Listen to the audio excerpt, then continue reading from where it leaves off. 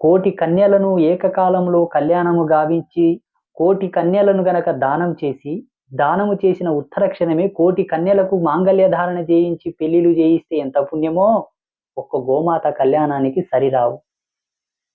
అనంతకోటి కన్యలను దానం చేసి కళ్యాణము చేస్తే వచ్చే పుణ్యము గూడా ఈ గోమాత కళ్యాణానికి సాటి రాదు. ఎందుకంటే అద్భుతం, గోమాత కళ్యాణం అంటే సామాన్యం కాదు. అలాగే శతకోటి, అనంతకోటి ఆయుత చండీయాగములు చేసినా గూడా ఈ పుణ్యమునకు సాటి రాదు. అనంతకోటి, సహస్రకోటి, కోటానుకోట్ల అశ్వమేధ యాగములు చేసినా ఇట్టి గోమాత కళ్యాణమునకు సాటి రావు.